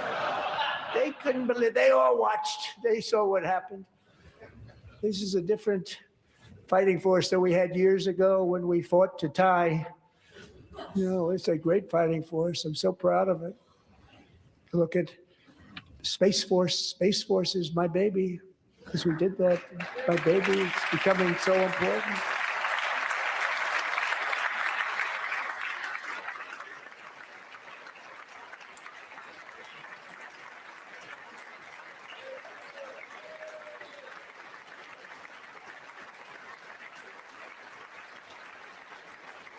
And America's armed forces overwhelmed all defenses and utterly defeated an enemy, good fighters, to end the reign of outlaw dictator Nicolas Maduro and bring him to face American justice.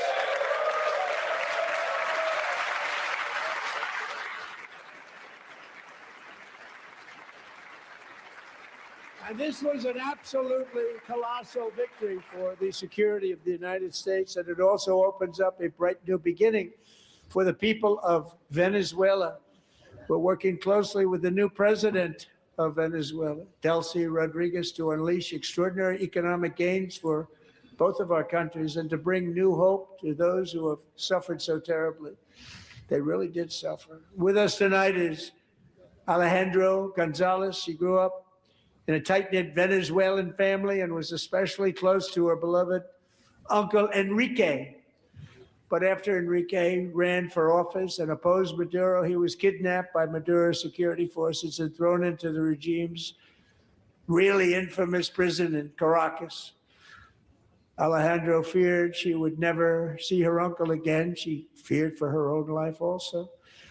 But since the raid, we have worked with the new leadership, and they have ordered the closure of that vile prison and released hundreds of political prisoners already, with more to come.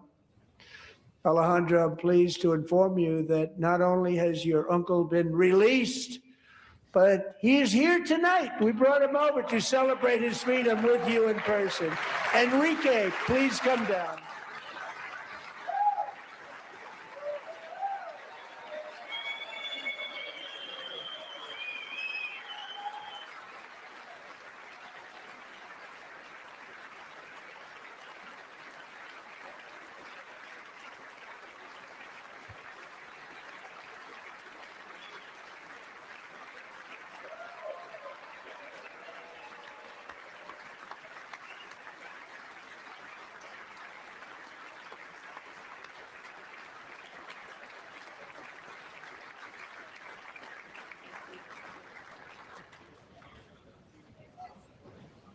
Thank you, Enrique. Have a good time. Nice to have you back, Enrique.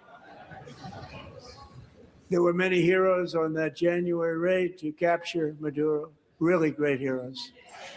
It was very dangerous. They knew we were coming. They were all set.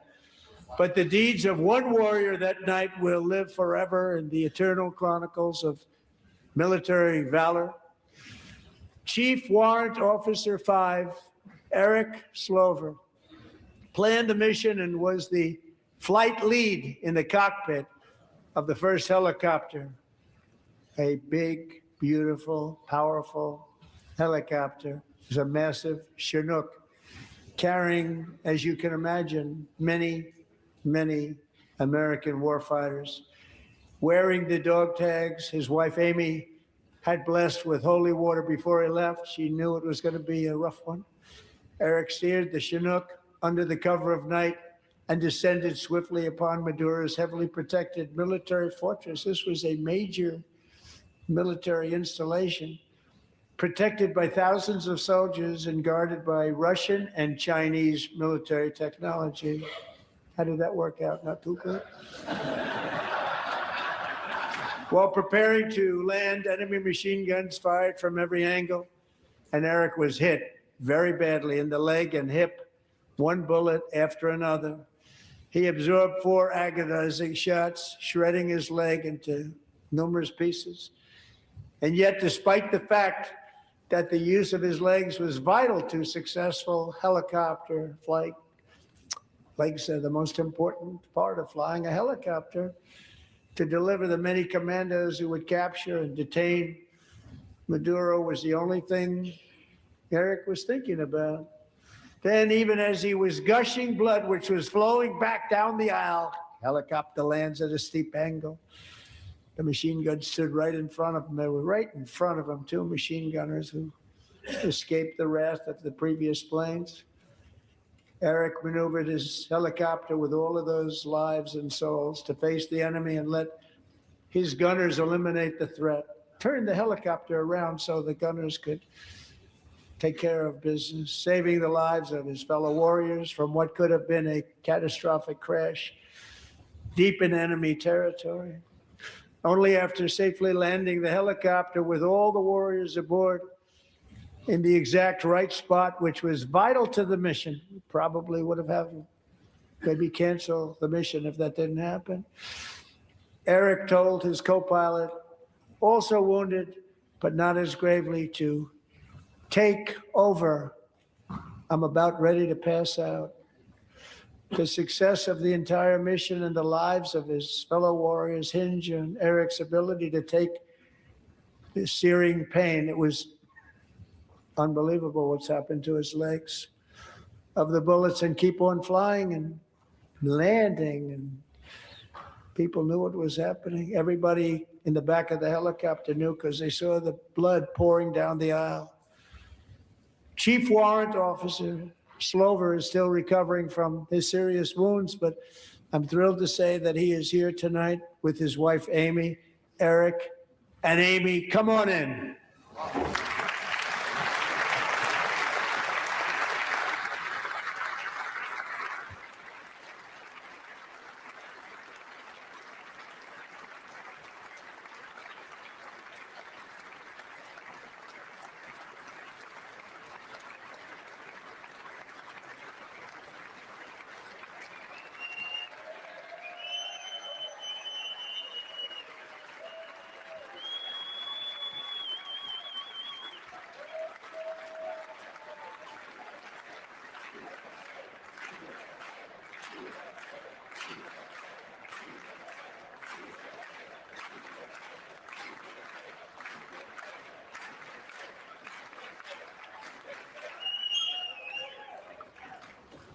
So we have a surprise for Eric and Amy. In recognition of Eric's actions above and beyond the call of duty, I would now like to ask General Jonathan Braga to present Chief Warrant Officer Slover with our nation's highest military award, the Congressional Medal of Honor.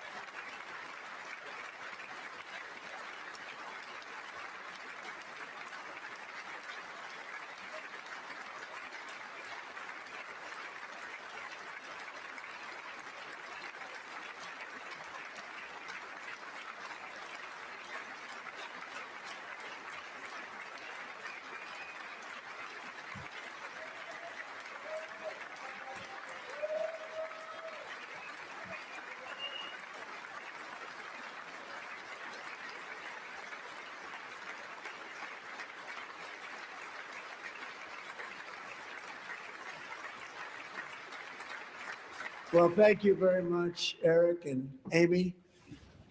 Great to get to know you. I met with them and with a lot of their fellow warriors at Fort Bragg recently. You notice the name Fort Bragg, we have it back, we brought it back. We won the First World War with it, the Second World War with it, and then they decided to change the name. So we changed it back. Everybody wanted to change back too. And 10 of Eric's fellow warriors from that incredible night of victory will also be receiving medals at a private ceremony that will soon be held at the White House. And Eric will be there. Thank you.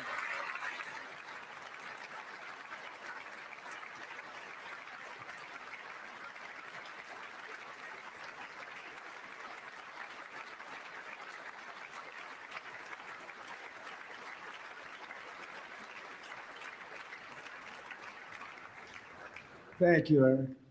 That's a big one.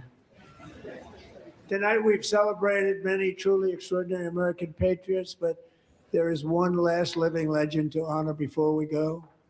He is one more heroic American aviator, Navy fighter pilot. Royce Williams served in World War II, Korea, Vietnam, flying more than 220 missions. In the skies over Korea in 1952, Royce was in the dogfight of a lifetime, legendary dogfight. Flying through blizzard conditions, his squadron was ambushed by 7 Soviet fighter planes. It was his first aerial combat of the war, and despite being massively outnumbered and outgunned, Royce led the takedown of 4 enemy jets and almost destroyed the others, vanquishing his adversaries while taking 263 bullets to his own plane and being seriously hurt. His story was secret for over 50 years. He didn't even want to tell his wife, but the legend grew and grew. But tonight, at 100 years old, this brave Navy captain is finally getting the recognition he deserves. He was a legend long before this evening. Royce, please stand up, and I will ask the First Lady of the United States to present Captain Royce Williams with his Congressional Medal of Honor.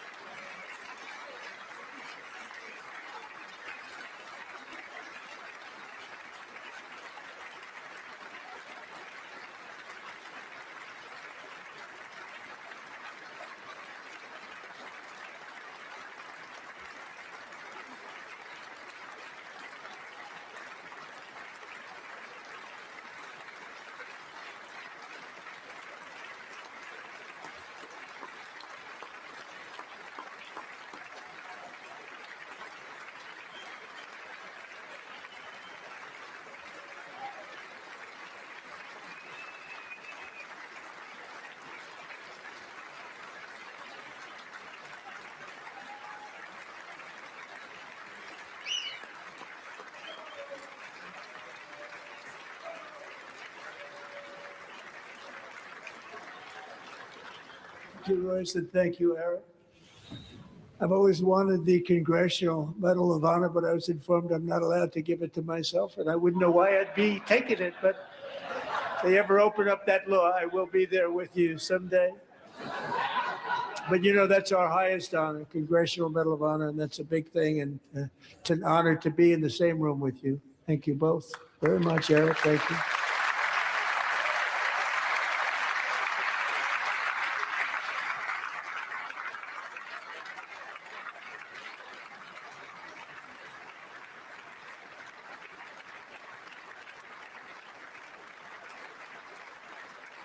Thank you.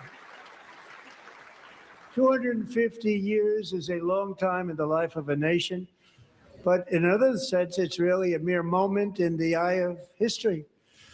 Two of the gentlemen we met in the gallery this evening took their first breaths 1 century ago, 100 years before that, on July 4th, 1826, the author of the Declaration of Independence, brilliant, Thomas Jefferson, drew his last breath. Just a single long human lifespan separates the giants who declared and won our independence from the heroes who stand among us tonight. Everything our nation has done, everything we have achieved, has been the work of those few great lifetimes. In those brief chapters, Americans built this nation from 13 humble colonies into the pinnacle of human civilization and human freedom, the strongest, wealthiest, most powerful, most successful nation in all of history. Americans ventured out across the daunting and dangerous continent. We carved paths through an unforgiving wilderness, settled a boundless frontier, and tamed the beautiful but very, very dangerous Wild West. From empty marshes and wide open plains, we raised up the world's greatest cities. Together, we mastered the world's mightiest industries and shattered history's monstrous tyrannies. And we liberated millions from the chains of fascism, communism, oppression, and terror. Americans lifted humanity into the skies on the wings of aluminum and steel. And then we launched mankind into the stars on rockets powered by sheer American will and unyielding American pride. We wired the globe with our ingenuity. We captivated the planet with American culture. And now we are pioneering the next great American breakthroughs that will change the entire world. All of this and so much more is the enduring legacy, unmatched glory of the hardworking patriots who built and defended this country and who still carry the hopes and freedoms on all of humanity's backs. For years, they were forgotten, betrayed, and cast aside. But that great betrayal is over, and they will never be forgotten again. Because when the world needs courage, daring, vision, and inspiration, it is still turning to America. And when God needs a nation to work his miracles, he knows exactly who to ask.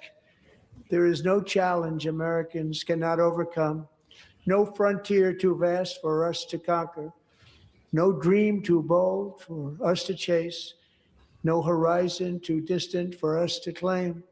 For our destiny is written by the hand of providence, and these first 250 years were just the beginning. From the rugged border towns of Texas to the heartland villages of Michigan, from the sun-kissed shores of Florida to the endless fields of the Dakotas, and from the historic streets of Philadelphia to right here in our nation's capital, Washington, D.C., the golden age of America is upon us. The revolution that began in 1776 has not ended. It still continues because the flame of liberty and independence still burns in the heart of every American patriot. And our future will be bigger, better, brighter, bolder, and more glorious than ever before. Thank you, God bless you, and God bless America. And there we have it, President Trump in the State of the Union at 1 hour, 48 minutes. That's a record even for this president. Has given long States of the Union before, joint addresses to Congress. This will go down in history as his longest yet. He spoke tonight, shaking the hand there of the Vice President, House Speaker Mike Johnson as well, and that gavel that the Speaker used, George Washington's, to mark this 250th year. The President looking out into that chamber tonight, filled with Republicans and many Democrats, though many did not show up this evening. He spoke at length about the economy, talked about a number of indicators as he saw it as positives. Inflation slowing, gas prices down, some grocery prices coming down. He said beef is finally turning the corner, said the stock market hit more than 50 all-time highs. He said one of the reasons for his economic success were his tariffs, pointing to the Dow hitting 50,000 for the first time, he said, because of his tariffs. He talked about the unfortunate ruling from the U.S. Supreme Court, the disappointing ruling. But we should point out as he walks in, he's pretty close to the justices again as he comes down on the floor, that he did shake their hands there this evening. There were a couple of shots that they showed, one of them making it very clear that not only did he shake the Chief Justice's hand, but the others who had gathered there, including Amy Coney Barrett, who did not rule in his favor on the tariffs, though he did appoint her to the court, shaking all of their hands. And it was wondered going into this evening whether or not he would address them during his speech. He did bring up the court, used the words disappointing, unfortunate, but said he will find other ways to continue to impose those tariffs. He said they do work, and they also work on a foreign policy perspective, he said. He said deals have been made with countries, and that he believes many of those deals will still be held up, even with this setback from the court as he sees it. A lot of pomp and circumstance tonight, a lot of awards given, medals, honors, quite moving. Quite a few television moments, the Navy fighter pilot there at the end. How do you beat that at 100 years old? An honor well-deserved. And even though the speech was an hour, 48 minutes, it was just 12 minutes in the U.S. men's hockey team. Another television moment there, returning to a hero's welcome in the chamber and here in the country. He said the goalie will receive the Presidential Medal of Freedom, Connor Hellebuck. He said the women's team will be coming to the White House soon, which Mary Bruce, you believed was the case. We await the date on the team's arrival at the White House. What are you hearing from your sources? Do they believe the president did what he needed to do tonight? They do, David. Look, the president stayed very much on message, and it was clear that he was trying to reclaim the narrative on the two issues that are top of mind for voters and where polling has shown he is slipping and losing ground ahead of the midterms, and that's the economy and immigration. And over again, he tried to draw a sharp contrast with Democrats on those issues. He argued that Democrats are responsible for inflation, that his policies are turning things around, and he urged Americans, in his words, to hold on a little while. As you noted, yes, some prices are coming down, gasoline, eggs, but overall we know that grocery prices as a whole are up over the past year. But the president urging Americans essentially to give him more time, because we know so many simply aren't feeling the impact of his policies in his wallet, and it's been a problem for him. And on immigration, that made for TV moment, right? Commanding those in the chamber to stand. They believe that the first mission of the U.S. is to protect American citizens, highlighting crimes committed by migrants. He's arguing that he is going to keep Americans safe. Of course, Democrats argue they're trying to do the same thing by demanding reforms on immigration tax. He talked about cities in America where he believes the policies have worked when it comes to making cities safer. He did not talk about Minneapolis, at least that I did not hear tonight. No, he did not. He notably didn't talk about those tactics, as poll numbers have shown that Americans disagree with them. That the issue of immigration, which has been such a winning issue for him, he took a hit on that issue after his aggressive immigration enforcement tactics in Minnesota, where, of course, 2 American citizens were killed. Lindsay Davis, you were also listening here with us, who anchors ABC News Live Prime and of course, the Sunday night edition of World News Tonight. This economy is a tall task. We've seen the polling going into the State of the Union. The White House, the president aware of these numbers, talked about the stock market hitting record highs. The chair declares some of the these joint prices session of beginning the to two come down. houses You can now hear the dissolved. joint session is now dissolved. The president has left. But did he meet the mark in terms of connecting with the American people and many of his own supporters who have waited to feel some of this relief that he speaks of? You know, for the majority of Americans who went into this night, 60%, according to our most recent poll, it was said that they are not happy with the economy. You have to wonder if words mattered tonight from the president when you hear him saying that this is the golden age of America and the economy is roaring like never before. Do their eyes matter more than their ears when they're hearing that the economy is strong, does that overrule what they're seeing in their own lives? We're going to get to everyone here at the roundtable in a moment, but when we come back, the Democratic response, Governor Abigail Spanberger of Virginia. Don't go away. We'll be right back. The road to the Oscars comes through Good morning, America. with Oscar nominees